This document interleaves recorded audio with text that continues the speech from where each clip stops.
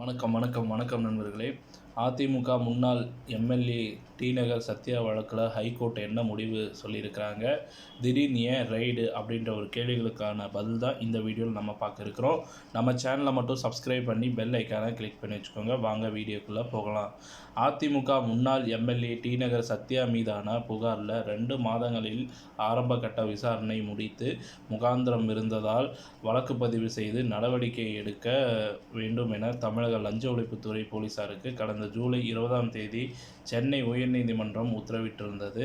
இந்த நிலையில்தான் ரைடு நடந்து வந்துட்டுருக்கு. சென்னையை சேர்ந்த பத்திரிகையாளர் அரவிந்த் பூஷன் என்பவர் அதிமுக முன்னாள் எம்எல்ஏ டிநகர் சத்யா தேர்தல் பிரமாண பத்திரத்தில் சொத்து மதிப்பை குறைத்து காட்டியதாக சென்னை உயர்நீதிமன்றத்தில் வழக்கு தொடர்ந்தார்.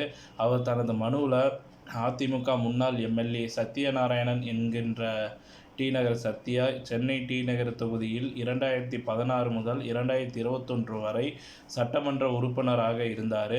இவர் கடந்த 2021ஆம் ஆண்டு சட்டமன்ற தேர்தலில் மீண்டும் போட்டியிட்ட போது தாக்கல் செஞ்ச வேட்பு மனுவில் தனது சொத்து மதிப்பு 2,78,00,000 ரூபாய் என சொல்லியிருந்தார்.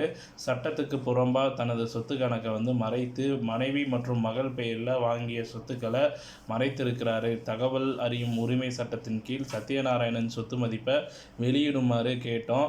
ஆனால் அவரின் அசையும் மற்றும் அசையா சொத்துக்களின் மதிப்பு 13,02,00,000 ரூபாய் என தகவல் அளிக்கப்பட்டுள்ளதாக மனுவானது கூறியிருக்கிறார்.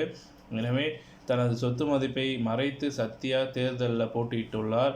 இந்த விவகாரத்தில் டிநகர் சத்யா மீது நடவடிக்கை எடுக்கணும் அப்படின்ற மாதிரி புகார் அளித்து நடவடிக்கை எடுக்கலை.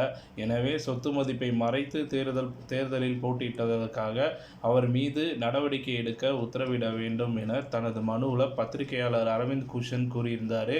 இந்த வழக்கை சென்னை உயர்நீதிமன்ற நீதிபதி ஆனந்த் வெங்கடேஷ் முன்பு விசாரணைக்கு வந்தது. அப்போது நீதிபதி தனது தீர்ப்பில் புகார் ஆரம்பகட்ட விசாரணை முடித்து முகாந்திரம் இருந்ததால் வழக்கு பதிவு செய்து விசாரணையை 2 மாதங்களில் முடிக்க லஞ்ச ஒழிப்புத்துறைக்கு உத்தரவிடப்பட்டது.